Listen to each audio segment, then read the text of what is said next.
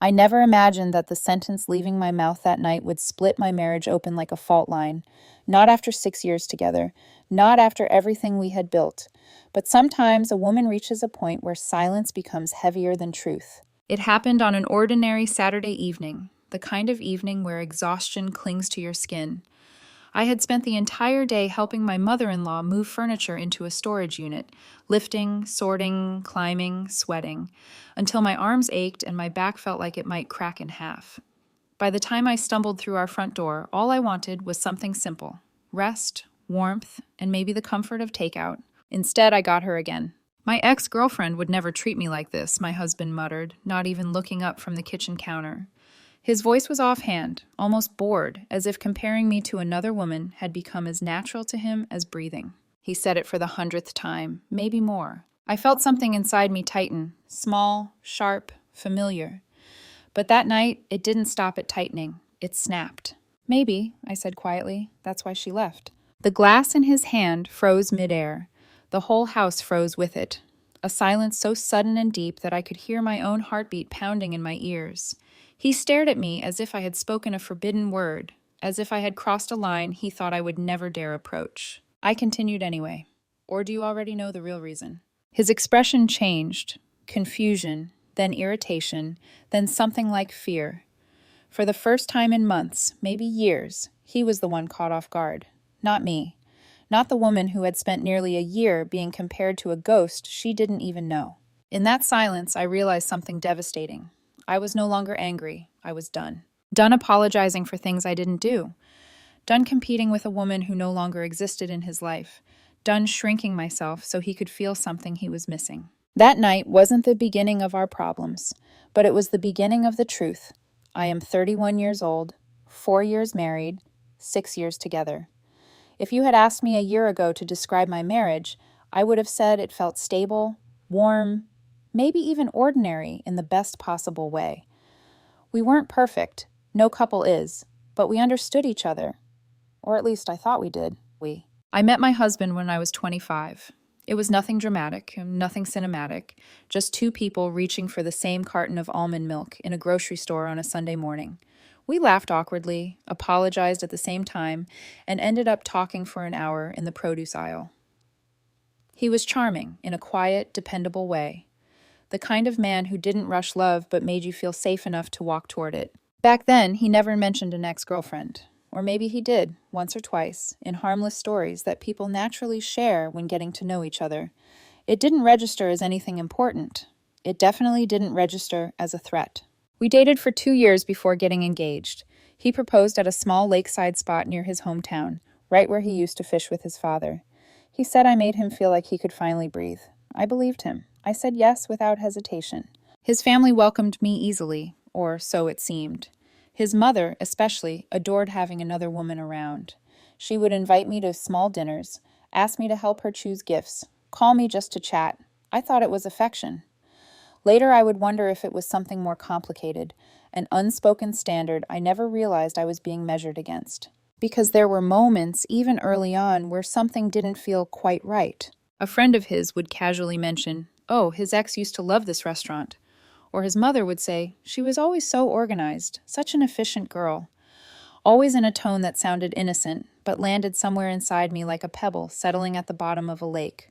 Small, but accumulating. I ignored it. You ignore a lot when you're in love. The comparisons didn't belong to my husband back then, not yet. He seemed to have moved on from that relationship cleanly, almost too cleanly. Whenever I asked about her, he would shrug lightly and say, "It just didn't work out." He never offered details. I didn't push for them. Everyone has a past, and I trusted him enough to leave it alone.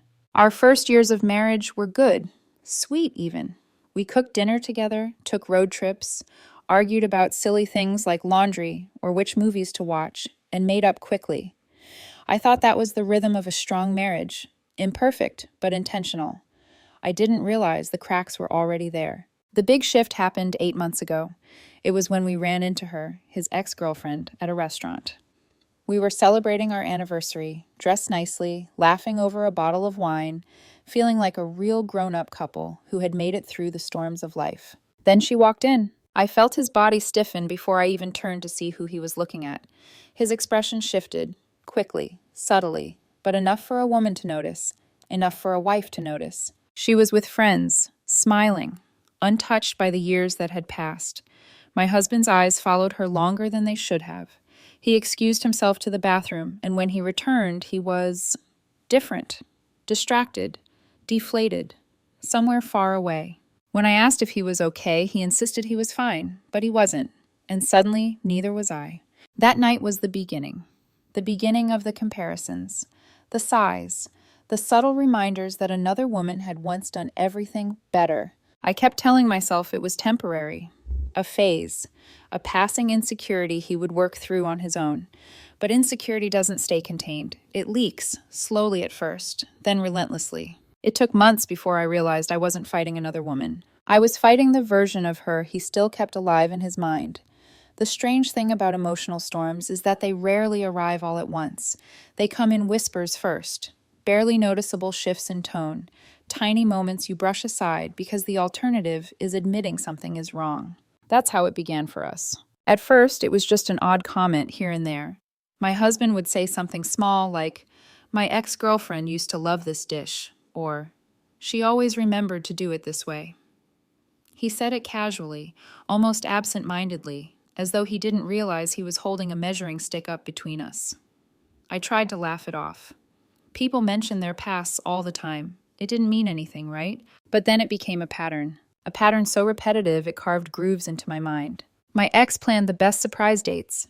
She always remembered my coffee order. She never forgot to take out the trash. She would have handled this differently. She would have noticed that.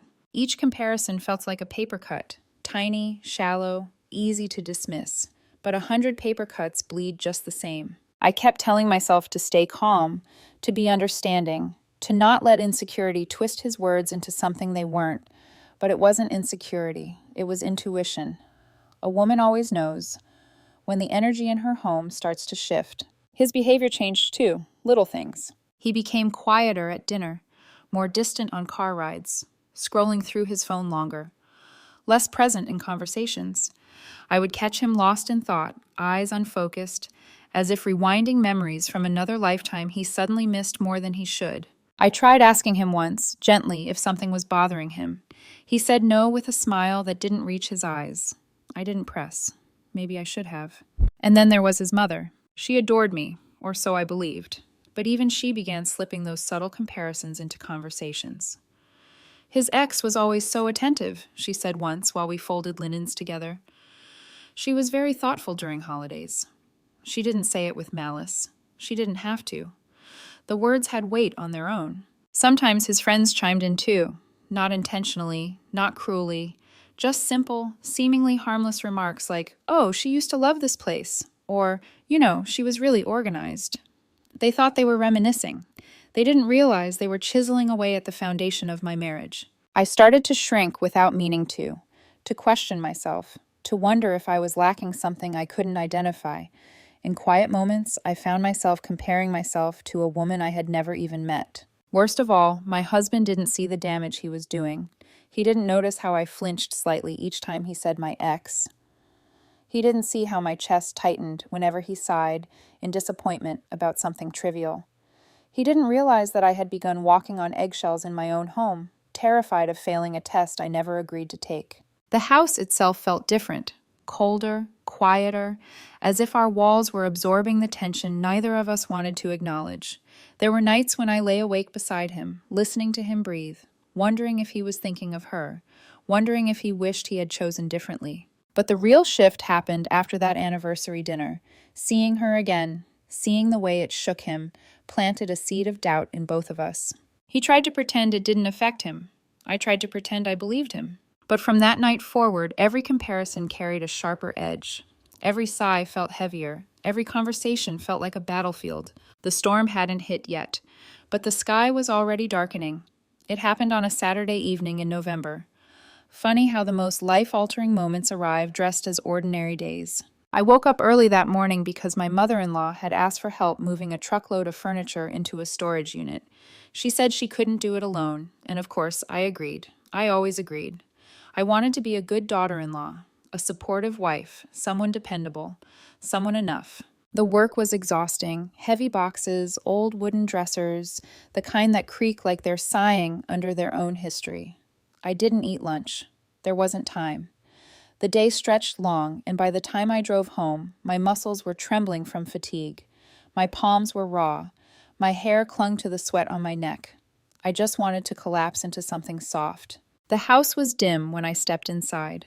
A single kitchen light glowed over the sink.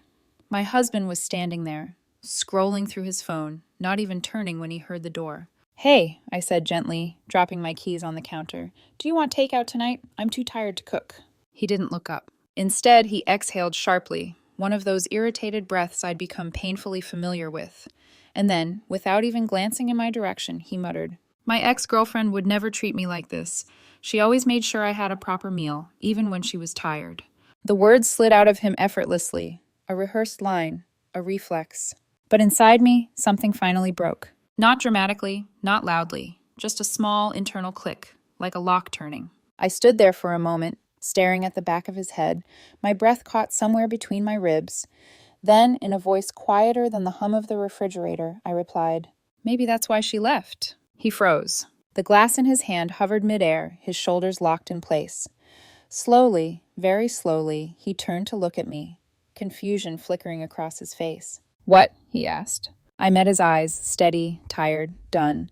"Or do you already know the real reason?" Silence rushed into the room like a cold wind, thick, suffocating. He blinked at me, taken aback, not by cruelty, but by truth he wasn't prepared to face. "What's that supposed to mean?" he demanded, voice tightening. "It means I'm tired," I said. "Tired of you throwing another woman in my face for months. Tired of being held to a standard I never agreed to. So tell me, if she was so perfect, why isn't she here now?" He set the glass down too carefully, the way someone handles something fragile right before it breaks. "You don't know what you're talking about." "Then explain it to me," I said. "Because I'm genuinely confused why someone so perfect ended things. And I'm confused why you married me if I've been such a disappointment compared to her." "I never said you were a disappointment," he snapped. "You've said it 100 different ways," I replied. "Every time you sigh, every time you tell me she would have done something differently, every time you act like I'm failing some invisible test." His jaw tightened. "You're being sensitive." "Am I?" I stepped closer. "Then tell me something.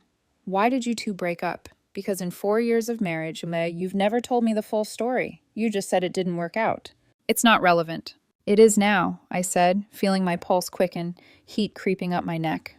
"Especially since she's become the woman I'm apparently supposed to compete with." He didn't answer. His silence, more than his words, cut straight through me. "So what happened?" I pressed. "Did she cheat? Did you cheat? Did she realize she didn't want to spend the rest of her life comparing you to someone else?" "Stop it," he said sharply. "Did she leave you?" I asked quietly. "Or did you leave her?" He froze again, and in that stillness, I saw it, a flicker of panic. That was when I knew. "You didn't leave her," I whispered. "She left you, and you never got over it." "That's not true," he said, but his voice trembled. "Then prove it," I said. "Tell me the truth." He didn't. He just stared at me with a fear I had never seen in his eyes. Not fear of me, but of what the truth might unravel inside himself. "I don't have to prove anything to you," he finally said. "You're right," I said. "You don't. But I don't have to stay here being compared to a ghost either." I walked past him, my legs shaking, my chest tight, into our bedroom. I pulled out a duffel bag from the closet, started packing, not dramatically, not to make a point, just because I needed space to breathe again. "What are you doing?" he asked from the doorway, voice cracking. "I'm going to stay somewhere else for a few days," I said. "I need space to think." "Over this? You're leaving over this?" "Over months of this," I corrected. Tonight was just the final straw. For the first time, he had no answer. Only silence, and the sound of me folding my life into a bag. The hotel room felt colder than it should have. Not because of the air conditioning, but because of the emptiness. An emptiness that somehow mirrored everything inside me. I dropped my duffel bag onto the floor, sat on the edge of the bed, and let myself breathe for what felt like the first time in months. It wasn't anger that washed over me. It wasn't heartbreak. It was grief. Grief for a version of my marriage I thought was real. Grief for a woman I used to be before comparisons carved doubt into every corner of me. Grief for the softness I had lost. I kept replaying the moment his face changed. That flicker of panic when I asked if his ex had been the one to leave him. It wasn't triumph I felt. It wasn't vindication. It was confirmation of something I had feared but never said aloud. I had been living beside a man who never fully closed the door on his past. That night, he called me 17 times. I let every single call go to voicemail, staring at the screen until it dimmed, over and over again. I didn't have the strength to listen to him yet, not when my thoughts were still spinning and my heart was still bruised from truths that had been forced into the open. On the 18th call, I finally answered. He didn't wait for me to speak. "Please come home," he blurted out immediately, desperation coating every word. "We need to talk about this properly." I leaned back against the pillows. "I think we talked plenty." "No, we didn't," he insisted. "You made accusations and left. That's not talking. That's running away." The words stung, not because they were true, but because they were almost true. "I didn't run away," I said quietly. "I walked away because staying meant losing myself." He went silent, as if absorbing the weight of what I'd just said. I exhaled. "Okay, talk, I'm listening." A shaky breath came through the receiver. I didn't realize how often I was bringing her up. I honestly didn't. But you're right. Seeing her again messed with my head. She looked happy, really happy, and I started wondering if I made the wrong choice. My stomach clenched. "That's not my problem to fix." "I know," he said quickly. "I know it's not, but I need you to understand that I do love you. I married you because I wanted a life with you, not because you were second best." "Then why does it feel like I'm constantly failing in comparison?" My voice cracked, despite my best effort. There was a long pause, then he whispered, almost broken, "Because I'm broken." I closed my eyes, letting the silence settle. A part of me wanted to comfort him, to reach across the line and say it was okay. But another part, the part that had endured months of emotional erosion, stayed still. "I've been carrying regret," he continued. "Regret I never dealt with. Seeing her again made it worse, and instead of handling it, I took it out on you. That wasn't fair. I know it wasn't fair." I swallowed hard. "So what now?" "Now I fix it," he said without hesitation. "I'll go to therapy. I'll stop bringing her up. I'll do whatever it takes. Just please don't give up on us." I stared at the ceiling, tracing the faint cracks in the plaster. I wanted to believe him. I wanted to step back into the version of us that felt safe and warm and real. But trust isn't a switch. It isn't an apology. It's a process. "I need time," I said finally. "How much time?" "I don't know. A week? Maybe more." Another pause, softer this time. "Okay, take the time you need, but please, don't leave me wondering if you're coming back." I closed my eyes again. "I'll come back, but things have to change. Really change." "They will," he whispered. "I promise." After we hung up, I didn't cry. I didn't collapse. I didn't fall apart. Instead, I sat in the quiet, pressing my palms together, feeling the pulse in my fingertips. For the first time in a long time, I wasn't reacting to him. I was listening to myself. And I wasn't done fighting for our marriage, but I was done fighting alone. The first 3 days at the hotel felt strangely unreal, like I was watching my own life from the outside. I went to work, I answered emails, I bought cheap takeaway salads, but everything felt muted, washed out, like the colors around me had been dimmed. My husband texted every morning and every night. "Morning, good morning, I hope you slept okay." Night, "Please don't give up on me. I'm thinking about everything you said." I replied politely, neutrally. I wasn't trying to punish him. I wasn't trying to make him chase me. I was simply tired. Tired in a way I had never been before. The exhaustion wasn't physical. It was the kind that settles into your bones when your emotional reserves hit zero. By day 4, the calls started. My mother-in-law called first. "Honey, your husband told me you left the house. What happened?" I closed my eyes. Of course he told her. "I just needed space," I said carefully. "Space?" Her voice sharpened with worry. "You two are married. You talk things through. You don't run away." There it was, the first blow of many. "I didn't run away," I said quietly. "We've been dealing with some issues for months." "What issues? He never mentioned anything." Of course he hadn't. He was her son, the golden boy who could do no wrong. "I don't want to get into details," I said, keeping my tone steady, respectful. "This is between him and me. Honey, don't throw your marriage away over something small." Small. The word hit me like a slap. A year of comparisons. A year of shrinking. A year of feeling invisible. Small. I didn't argue. There was no point. "Thank you for calling," I said softly, "but I need to handle this in my own way." She sighed heavily. "Well, at least let us know when you're coming home. We're worried." "We," meaning you're hurting my son. "Fix it." I hung up with a polite goodbye, feeling a fresh wave of heaviness settle over me. Day 5, another call. This time it was one of his friends. Hey, he's a mess. He won't say exactly what happened, but he's beating himself up pretty bad. Says he ruined everything. I pressed my forehead against the cool hotel window. I'm not trying to punish him, I said. I just need time. Yeah, but... His friend hesitated. He told us you accused him of still being in love with his ex. I swallowed.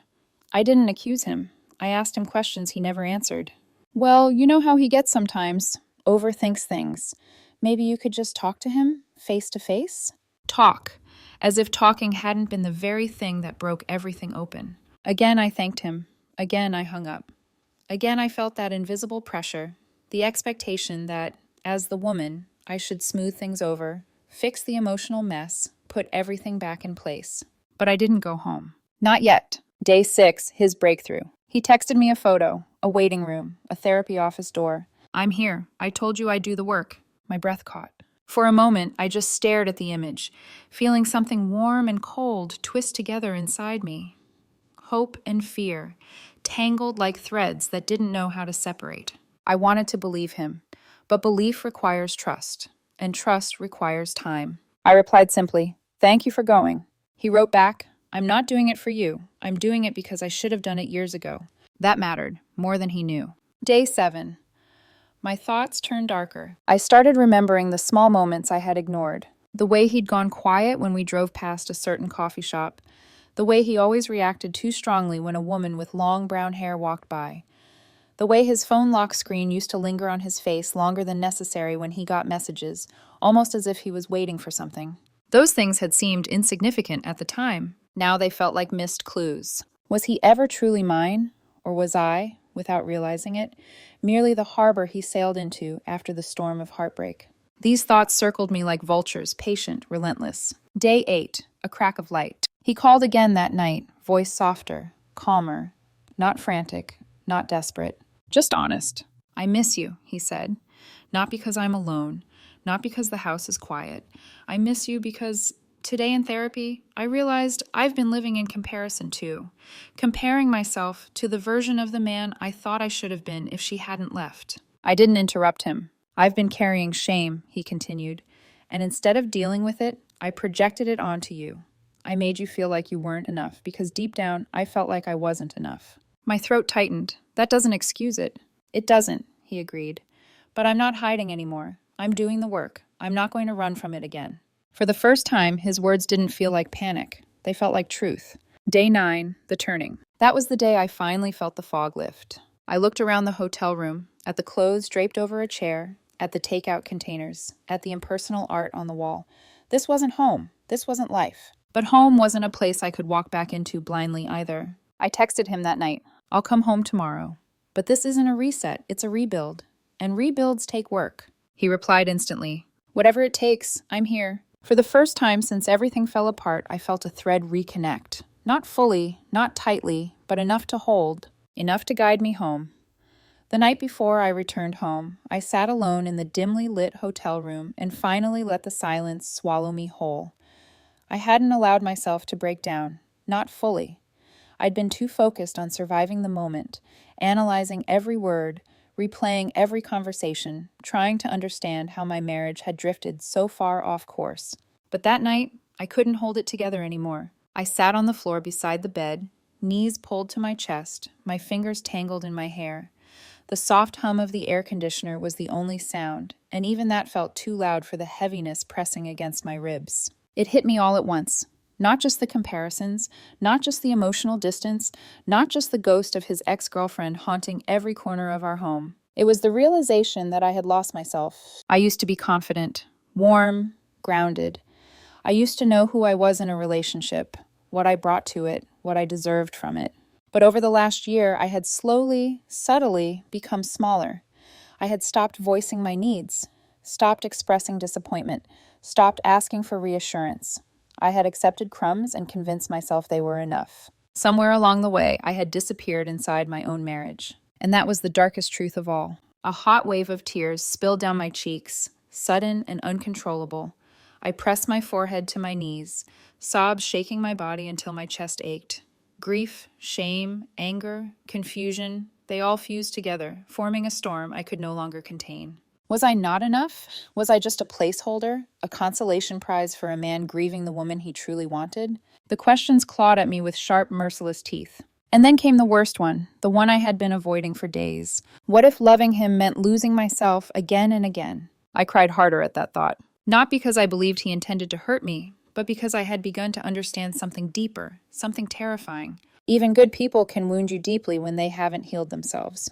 When the sobs finally subsided, I felt hollow, drained, like someone had scooped the inside of my chest out and replaced it with cold air. I leaned back against the bed frame, staring blankly at the ceiling, my breaths uneven and shaky. The room blurred through my tears, and for the first time I said something I had been afraid to admit out loud. I can't go back to who I was. Not the woman who tolerated the comparisons. Not the woman who stayed silent to keep the peace. Not the woman who accepted emotional scraps while he reminisced about someone else. If I returned home, I had to return differently, stronger, clearer, centered in myself instead of centered around his wounds. But the fear lingered like smoke in my lungs. What if nothing changed? What if therapy wasn't enough? What if this was the beginning of a cycle I'd spend years repeating? Another tear escaped, sliding down my cheek slowly, quietly. I didn't wipe it away. I thought about the years we had shared, the laughter, the late-night conversations, the small rituals that made us feel like a team. I thought about the way he had looked at me when he proposed by the lake. I thought about how safe I once felt beside him. That safety was gone now. Not destroyed, but fractured. And fractures never heal perfectly. They leave marks. The dark moment wasn't realizing my marriage was broken. It was realizing I was broken inside it, and that I couldn't go back, physically or emotionally, without acknowledging that truth. I picked up my phone, staring at the dark screen. I didn't text him. I didn't call my friends. I didn't reach out to anyone. For once, I let myself sit in the stillness of my own pain. It was terrifying, but it was honest. When I finally pulled myself into bed, the sheets felt too cold, too stiff. I curled up anyway, exhaustion forcing my eyes closed. Tomorrow, I would go home. Tomorrow, we would talk. Tomorrow, we would try to rebuild what we had broken. But tonight was mine. My grief, my reckoning, my final descent before the turning point. The darkness wasn't the end. It was the place I had to pass through to find myself again. When I pulled into our driveway the next morning, my stomach tightened. The house looked the same, familiar, quiet, perfectly still, but I didn't feel like the same woman who had walked out 9 days before. I stood there for a moment, keys in my hand, grounding myself in the cold air before finally opening the door. The scent of something warm drifted from the kitchen. A soft light glowed from the dining area. And then I saw it. The house was spotless, not just tidy, intentional. The kind of clean that requires time, effort, thought. My husband stood awkwardly near the table, hands clasped, eyes unsure. On the center of the table was a meal he had cooked, my favorite. Beside it was a handwritten letter. 3 pages. My breath caught in my throat. "Hi," he said softly. "Hi. You're home." "Only to talk," I clarified gently, "not to reset everything overnight." He nodded quickly. I know. There are things I need to say." He gestured to the letter. I didn't sit down. Not yet. Instead, I picked it up with cautious fingers and began reading. At first, I thought it would be a simple apology, something polite, something predictable. It wasn't. He had listed every comparison he could remember, every moment he had said, "my ex would," followed by a painfully honest breakdown of what he'd been feeling at the time.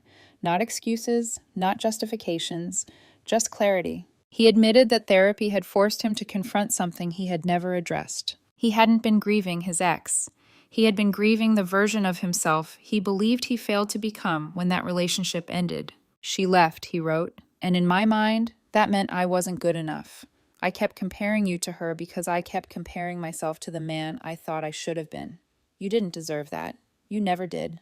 My throat tightened. He continued writing about how seeing her again, happy, glowing, seemingly untouched by the past, triggered every buried insecurity he thought he had outgrown.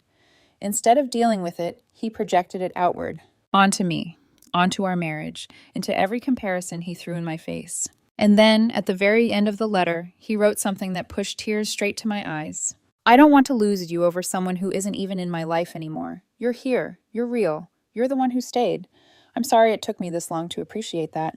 I set the letter down slowly, my hands trembling. For the first time in months, I saw him, not the man drowning in his past, not the man who kept holding up another woman as a mirror, but the man I fell in love with years ago. Vulnerable, honest, trying. He looked at me with a mixture of fear and hope. "Say something?" he whispered. I sank into the chair across from him. "Tell me what therapy helped you see," I said. And he did. We talked for hours, longer than we had talked in months. Not polite conversation, not surface-level apologies. Real conversation, raw truths, painful admissions. He confessed that seeing his ex happy made him feel like he had failed in life, not because he wanted her back, but because he feared she had moved on more completely than he had. He confessed that he compared me to her not because I lacked anything, but because he lacked closure. He confessed that he had been terrified I would leave, which only made him cling harder to the past. When he finished, my voice came out quiet but steady. I felt invisible in my own marriage. His face broke. "I know, and I'm sorry. I'm so sorry. I need to know," I continued, "that you're not going to slip back into old habits. That I'm not going to spend the rest of my life competing with someone who isn't here." "You're not," he said firmly. "I'm doing the work. I'm not going backward." I studied him, really studied him. The softness around his eyes, the exhaustion on his face, the seriousness in his posture. He meant it. And something inside me, something wounded and fragile, shifted. Not trust, not yet, but possibility. A path forward. When he finally reached across the table and took my hand, I didn't pull away. I let him hold me. Not because everything was fixed, but because, for the first time in almost a year, he wasn't holding on to a ghost. He was holding me. Rebuilding wasn't gentle. Even after I came home, the air inside our house felt different. Lighter in some moments, unbearably heavy in others. We moved quietly around each other at first, like people recovering from a storm they had barely survived. But something had shifted. The comparisons stopped. The sighs of disappointment disappeared. And every time he offered kindness, small acts like making me tea, rubbing my shoulders after work, or simply thanking me for something mundane, he did it without referencing anyone else, without the shadow of another woman hanging over his words. Still, healing isn't linear. It's jagged, unpredictable, slow. And the fallout, it didn't hit me, it hit him. His mother's reaction. A week after I returned home, my mother-in-law invited us over for dinner. I expected warmth, maybe awkward concern, maybe subtle judgment. But what I didn't expect was silence. Chilly, cutting silence. She served the food without her usual cheerful commentary. She asked me nothing. No, how are you? No, are you doing okay? No, glad you're back. All her questions were directed at her son. And every answer he gave was tight, clipped, tense. Finally, halfway through the meal, she set her fork down and said sharply, "So, this is all because you couldn't let go of the past?" My husband stiffened. I froze. She continued, "You almost destroyed your marriage because of that girl? After everything your wife has done for this family?" I blinked. She was defending me. For the first time. He swallowed hard. "Mom, I'm working on it. I made mistakes." "Mistakes?" she scoffed. "You embarrassed yourself. You embarrassed us. And you hurt her. For what? A woman who left you years ago?" He didn't answer. He didn't need to. The shame on his face said everything. For months I had felt alone. Now he finally felt the weight of accountability. His friends shift. News travels fast in families. It travels even faster among friend groups. Men who once brushed off his behavior or minimized my feelings now looked at him differently. Not with scorn, just realization. A friend pulled him aside during a small gathering and said, "You almost lost her, man, over someone who wasn't even part of your life anymore." He nodded, but didn't defend himself. Another said, "You're lucky she came back. Most women wouldn't." He nodded again. It struck me then. For months, I had been the one carrying the emotional consequences of his actions. Now he was the one feeling their weight. And it wasn't punishment, it was clarity. Our counseling sessions, couples counseling, changed everything. The therapist didn't let him hide, didn't let him minimize, didn't let him gloss over the emotional damage he had caused. But she didn't let me disappear either. "You're allowed to have needs," she said to me once. "You're allowed to want reassurance without feeling needy. Being loved means being seen." I felt something crack open inside me. He saw it too. After our third session, he held my hand in the car and whispered, "I didn't realize how small you had become because of me." I looked out the window, blinking back tears. "I didn't realize it either," I whispered. The encounter, the final test. 3 months after the night everything fell apart, we walked into a restaurant. The restaurant. The one where we first saw his ex again. the night that triggered all of this. We weren't planning to see her, but life has a cruel sense of timing. She was there, sitting with a man, laughing, radiant, happy. I felt my husband tense beside me. This was it. The moment I feared. The moment that could undo everything. I braced myself for the shift, for the distant look, the sigh, the shadow of longing. Instead, he squeezed my hand gently. "Let's sit on the other side," he murmured. He didn't look at her again. Not once. Not even out of curiosity. During dinner, he was present. Fully present. When our food arrived, he smiled at me. The real smile. The one I fell in love with years ago. "Thank you for being patient with me," he said softly. "I know I put you through hell." "We're past it now," I said. "Are we?" His eyes were careful, searching. "Because I wouldn't blame you if you were still angry." "I'm not angry," I said. "I'm just grateful you're here with me now. Not physically, emotionally." He reached across the table and held my hand. I promise I am. For the first time in nearly a year, I believed him. Final fallout. 7 months after the November night that broke us open, everything felt different. Peaceful, balanced, real. He continued therapy on his own and never missed a session. He confronted fears he had buried since childhood, deep fears of failure, fears of choosing wrong, fears of not being enough. And quietly the ghost of his ex disappeared. Her name wasn't spoken. Her shadow didn't linger. Her memory no longer shaped our days. He even heard she had moved to another city through mutual friends. When someone mentioned it casually, I watched him carefully. He shrugged, didn't ask for details, didn't show interest, didn't flinch. That told me more than any apology ever had. The fallout wasn't destruction, it was transformation. Not just for him, for me too. I no longer shrank. I no longer tiptoed. I no longer questioned whether I was enough. I knew I was. And for the first time, so did he. 7 months after the night everything shattered, the silence in our home finally changed. It wasn't heavy anymore. It wasn't filled with unsaid expectations or invisible comparisons. It carried something softer, conversation, laughter, small moments of peace that didn't need to be forced. We weren't perfect, but we were present, truly present. One evening, we returned to that same restaurant, the place where everything had begun to unravel, and later, where everything had begun to heal. We chose to go intentionally this time, not because we were testing ourselves, but because we no longer feared what the past might stir up. We sat, we talked, we ate, and nothing felt strange. No ghosts, no shadows, just us. On the drive home, I rested my hand on the open window, letting the night air wash over me. For the first time in a long time, I felt free. Not from him, but from the version of myself who had lived half invisible for far too long. He reached over and intertwined his fingers with mine. "You know," he said quietly, "I'm grateful for the night you walked away." I looked at him, surprised. "It woke me up," he continued. "I realized I wasn't losing you because you weren't enough. I was losing you because I wasn't present. I wasn't brave enough to face myself." I nodded, absorbing his words. "I had to learn that too," I said softly. "That loving someone doesn't mean shrinking yourself to fit their wounds. And walking away doesn't always mean giving up. Sometimes it's the only way to be seen." He squeezed my hand, and something warm settled in my chest. Healing had changed both of us. He learned to stop looking backward. I learned to stop disappearing. We didn't rewrite the past, we rewired ourselves. If there's one thing I take from all of this, one truth I would tell anyone listening, it's that relationships don't break from a single moment. They break from the moments we ignore, the comments we dismiss, the doubts we swallow because we're too afraid of what they might mean. And they heal the same way. One honest conversation, one brave step, one choice to show up again and again. We're stronger now, not because we avoided breaking, but because we broke and then chose each other anyway. Love isn't about being perfect. It's about being willing. Willing to face the truth, willing to grow, willing to fight for the life you want, together. I'm still learning. He's still learning. But for the first time in a long time, we're learning side by side. And that, I've realized, is enough.